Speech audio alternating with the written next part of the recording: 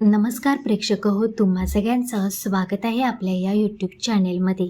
या मालिकेच्या आजच्या जबरदस्त अशा भागामध्ये मी तुम्हाला सांगणार आहे की नेमकं सावली आणि सारंग या दोघांच्या जीवनामध्ये काय घडणार आहे ते.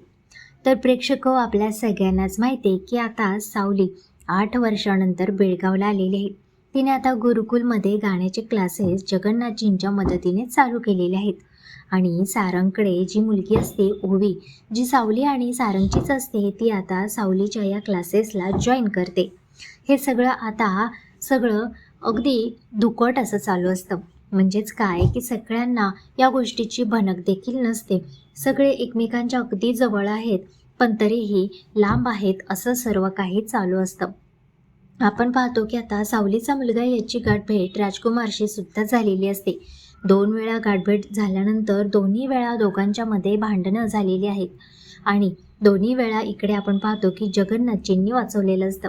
पण आता जगन्नाथजी राजकुमारला सांगतात की हे बघ राजकुमार, तुझा हा स्वभाव जरा स्वतःला आवर म्हणून आता तरी सुधर.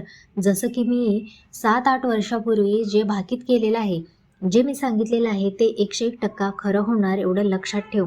आणि या जगन्नाथजींच्या वाक्यावरून आता इकडे राजकुमार मात्र चांगलाच भिलेला असतो.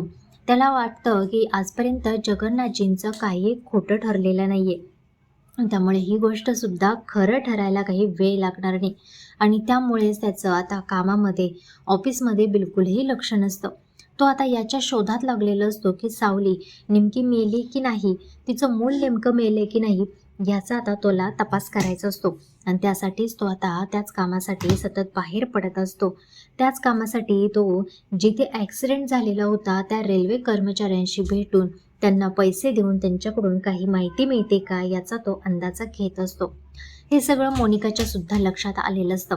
पण तिला सुद्धा आता हे राजकुमारला दाखवून द्यायचं असतं की होय, मी सावलीला पाहिलं होतं आणि खरं सावली जिवंत आहे. पण राजकुमारचं याच्यावरती काही विश्वास नसतो. मग काय, आता मोनिकाला सुद्धा राजकुमारला या भीतीमध्ये चांगलंच अडकवायचं असतं की तिला सुद्धा राजकुमारमध्ये बिलकुलही इंटरेस्ट नसतो. तिला फक्त त्या प्रॉपर्टीमध्ये इंटरेस्ट असतो. त्यामुळे ती सुद्धा आता म्हणत असते की राजकुमारला मी अडकवणार या सगळ्यामध्ये आणि ती असंच तिला आता इमोशनली ब्लॅकमेल करणार. आणि त्यासाठीच त्या कर्मचाऱ्यांना दुप्पट पैसे मी देते, पण तुम्ही राजकुमारला खरी माहिती देऊ नका. त्या ॲक्सिडेंटमध्ये एक वेगळीच व्यक्ती मेले असं सांगून टाका म्हणून, जेणेकरून राजकुमारला अजून त्रास होईल आणि ज्यामुळे तो सतत टेन्शनमध्ये राहील. आणि हे सगळं ऐकून आता तो समोरचा रेल्वे अधिकारीसुद्धा तयार झालेला असतो, कारण की त्याला जास्त पैसे मिळणार असतात आणि त्यामुळेच तो राजकुमारला जाऊन खोटी माहिती देत असतो. तर दुसरीकडे आपण पाहतो की तिलोत्तमा जी आहे ती राजकुमारला सतत फोन करत असते की गुरुकुल आहे ते आपल्याला खरेदी करायचं आहे, ती जागा आपल्याला खरेदी करायचं आहे, त्याच्या मीटिंग आपल्याला घ्यायचं आहेत, पण तुझं बिलकुलही कामावरती लक्ष नाही आहे. कुठे आहेस तू, ये म्हणून. आता तो काही व्यवहार होत नाही आहे, जो काही एजंट पाठवला आहे त्याच्यातर्फे व्यवहार होत नाही आहे, तर आपल्याला समोरासमोर जाऊन बोलावं लागेल. पण प्रेक्षक हो, राजकुमार काही फोन उचलत नाही. तो तिलोत्तमाचा फोन उचलला तरी तिला सांगत असतो की मी जरा कामात आहे, माझं जरा महत्त्वाचं काम आहे. त्यामुळे तिलोत्तमाला सुद्धा टेन्शन आलेलं असतं की नेमकं राजकुमारचं असं काय काम चालू आहे की तो आता या सगळ्यांपासून पळ काढत आहे. त्याला असं अचानक काय झालं. तर दुसरीकडे आपण पाहतो की सारंग वहिनी ज्या आता गुरुकुलच्या बाहेर पोचलेल्या असतात.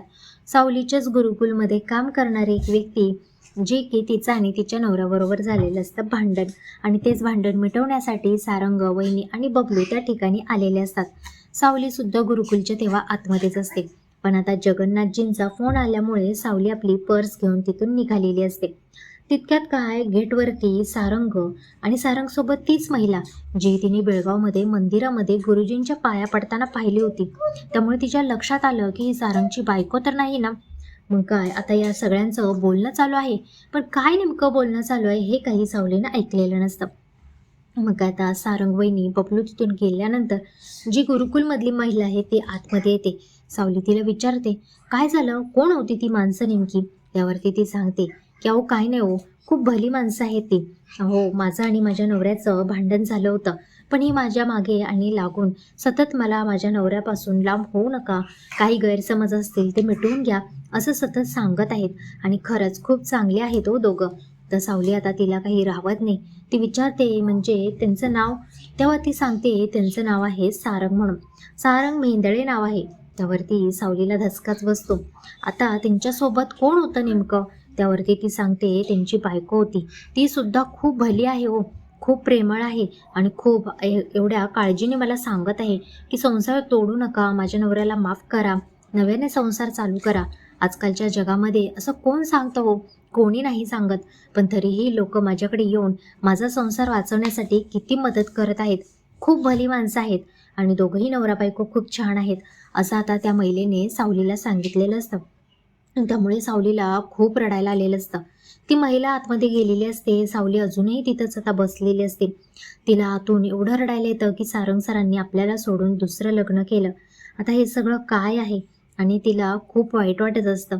सारंग सरांवरती आपण एवढा जीव ओवाळून टाकला. त्यांचंही माझ्यावरती खूप प्रेम होतं. पण सारंग सर त्या महिलेसोबत किती आनंदी आहेत, किती खुश आहेत दोघं, असं हे सगळं पाहून तिला आतून जेलसी फील होत असते. तिला खूप वाईट वाटत असतं की आपण ज्याच्यावरती प्रेम करतो ती व्यक्ती दुसऱ्यासोबत उभी आहे. तर प्रेक्षक हो, दुसरीकडे आपण पाहतो आता की इकडे आता तिलोत्तमा ठरवते की त्या गुरुकुलमध्ये मी स्वतः जाणार आणि ते नेमकं गुरुकुलचा मालक कोण आहे त्याच्याशी भेटून हवी ती किंमत मी तुम्हाला देते, पण ती गुरुकुल मला पाहिजे असं सांगणार. मग काय आता तिलोत्तमा गुरुकुलच्या दिशेने निघालेली असते. गुरुकुलमध्ये ती आता एंट्री करणारच असते. गुरुकुलच्या बाहेरच्या गेटच्या पायऱ्या चढून ती आत निघालेली असते. तितक्यात अबीर सुद्धा त्या ठिकाणाहून बाहेर निघालेला असतो. तिलोत्तमाचा पाय घसरतो आणि ती पडणार. तितक्यात अबीर तिला विचारतो की आजी तुम्ही ठीक आहात ना म्हणून. आजी हे शब्द आता तिलोत्तमाच्या कानावरती पडल्यानंतर तिलोत्तमा त्या छोट्याशा मुलाकडे पाहते आणि तिला अगदी तिचा लहानपणीचा सारंगच आठवतो. तिलोत्तमा त्याला म्हणते बाळा मी ठीक आहे म्हणून. तुझं नाव काय? तेव्हा तो सांगतो अबीर. अबीर आहे माझं नाव. आणि हे ऐकून तिलोत्तमाला त्याच्याशी बोलून खूप छान वाटतं. तिलोत्तमाच्या मनामध्ये अगदी लहानपणीचा सारंगच दिसायला चालू होतो आणि त्यावरती आता अबीर म्हणतो ठीक आहे आणि तो तिथून निघून गेलेला असतो. तिलोत्तमा आता गुरुकुलमध्ये जाते. गुरुकुलचं वातावरण, तिथली जागा पाहून तिला खूप छान वाटतं. त्यानंतर ती तिथे काम करणाऱ्या महिलेला सांगते याचे ओनर कोण आहे त्यांना बाहेर बोलावा म्हणून. मग काय जगन्नाथ तिलोत्तमाच्या समोर येतो. तिलोत्तमा आणि जगन्नाथ दोघेही समोरासमोर उभे राहिलेले असतात. तिलोत्तमा म्हणत असते ही जागा तुझी आहे तर मग मग आता ही जागा तुला मला द्यावीच लागेल म्हणून, आणि काही केल्या ती मी खरेदी करणारच आहे म्हणून. जगन्नाथ म्हणत असतो नाही, ही जागा काही केल्या तर मी विकू शकत नाही. त्यावरती तिलोत्तमा म्हणत असते का का बरं विकू शकत नाही? मी एकदा ठरवल्यानंतर मी हवी ती किंमत देऊन ही जागा मी खरेदी करू शकते म्हणून. जगन्नाथ म्हणत असतात की हे बघ तिलोत्तमा, सगळ्या गोष्टी पैशाने खरेदी करता येत नाहीत. आता इकडे तिलोत्तमा म्हणते माझ्यासाठी असं अशक्य काहीच नाहीये, मी सगळं काही शक्य करून दाखवेन म्हणून. पण जगन्नाथ म्हणतात की या जागेसाठी तुला मला नाही तर दुसऱ्या एका व्यक्तीच्या मागे लागावं लागेल, त्या व्यक्तीचंच तुला म्हणणं ऐकावं लागेल.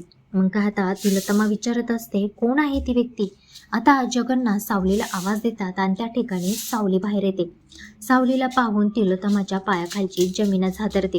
तिला या आधीचा घडलेला काळ सगळा तिच्या डोळ्यासमोर येतो आणि ती पुन्हा आता सांगितलेलं असतं की पुन्हा माझ्या समोर येऊ नकोस, आणि तीच व्यक्ती तिच्या समोर येऊन उभी राहिलेली असते. तिलोत्तमा म्हणत असते तू तू आणि इथे तू परत आलीस माझ्या समोर, एवढ्या 7-8 वर्षानंतर तू अशी परत आमच्या समोर आलीस. आता इकडे तिलोत्तमा म्हणत असते तू कधी आमच्या जीवनातून जाणार आहेस कायमची तेच काही कळत नाही, फिरून फिरून आमच्या समोर काय येतेस तू. त्यावरती आता इकडे जगन्नाथ म्हणत असतात हे बघा तिलोत्तमा मॅडम, जरा तोंड सांभाळून चालवा. इथे आम्ही तुमच्या समोर आलेलो नाही तर तुम्ही आमच्या जीवनामध्ये आलाय. आता यावरती तिलोत्तमा म्हणत असते मला या मुलीचं तोंड देखील बघायचं नाही आणि ही जागा तर आता मला बिलकुलही नकोय. आणि असं म्हणून तिलोत्तमा तिथून निघालेलीच असते. तितक्यात काय अबीर त्या ठिकाणी आई म्हणून आवाज देतो आणि सावलीला जाऊन मिठी मारतो.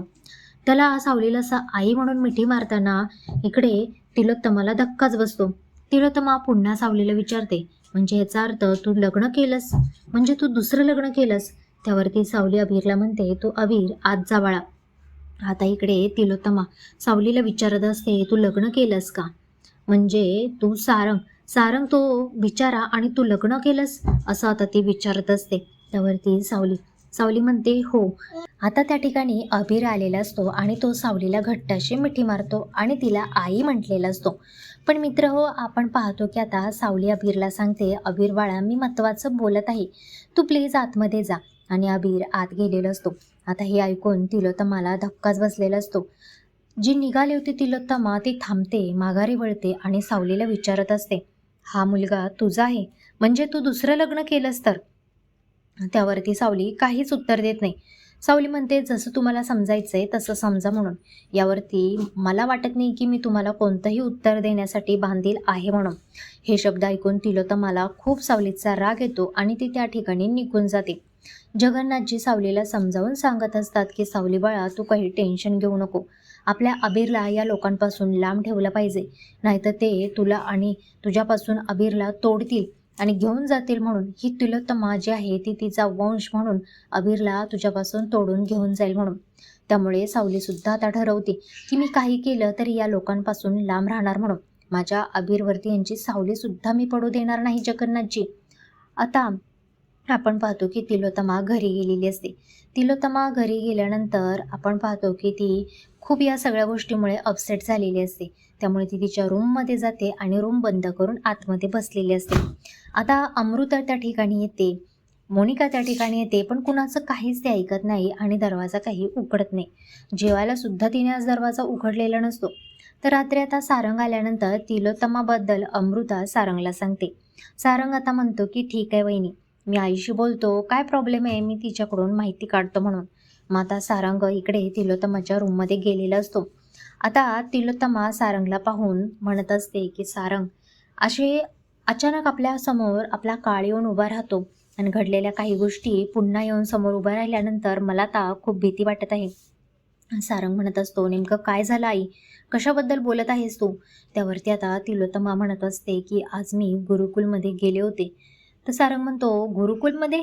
तू तिथे कशाला गेली होतीस? तेव्हा तिलोत्तमा सांगत असते की ती जागा आपल्याला खरेदी करायची आहे आणि त्याचसाठी मी तिथे गेले होते. पण तुला माहिती आहे का ती जागा कोणाची आहे? आता ती जागा आहे जगन्नाथची. आणि तेव्हा आता जगन्नाथजींनी सांगितलं होतं की ती जागा माझ्यासमोर कोण आलं? सावली आली माझ्यासमोर आणि अचानक हे सगळं बघून सारंग म्हणतो, काय? सावली आणि गुरुकुलमध्ये? आता म्हणतो सारंग की मला तिला भेटायचं आहे आई, कुठे आहे ती सांग मला. त्यावरती तिलोत्तमा म्हणते, तुला तिला भेटायचं आहे ही गोष्ट खरी आहे, पण मी सांगते ते पुढचं ऐक आधी. सावलीने दुसरं लग्न केलेलं आहे, सावलीला एक मुलगा देखील आहे म्हणून. हे ऐकून सारंगला विश्वास बसत नाही. सारंग म्हणतो, नाही आई, याच्यावरती मला बिलकुलही विश्वास नाहीये. तिलोत्तमा म्हणते, मी माझ्या स्वतःच्या डोळ्यांनी पाहिलं, त्या मुलाने सावलीला मिठी मारली म्हणून आणि आई म्हणून आवाज दिला म्हणून. तेव्हा आता सारंग खूप खूप त्याला खूप वाईट वाटलेलं असतं की आपण ज्या व्यक्तीवरती प्रेम करतो त्या व्यक्तीने दुसरं लग्न केलं म्हणून. तिलोत्तमा सांगत असते की बघ, तू तिच्या आठवणीमध्ये एवढा दिवस गुरफटला गेलास, तू तिचं नावसुद्धा बदलायला तयार नव्हतास आणि त्या मुलगी आज तुला सोडून दुसरं लग्न करून एक मुलगा देखील आहे तिला, एवढी पुढं गेली ती मुलगी आणि तू काय करत आहेस सारंग? आता तिलोत्तमा सारंगचे कान भरत असते. नको नको ते आता सारंगला शिकवत असते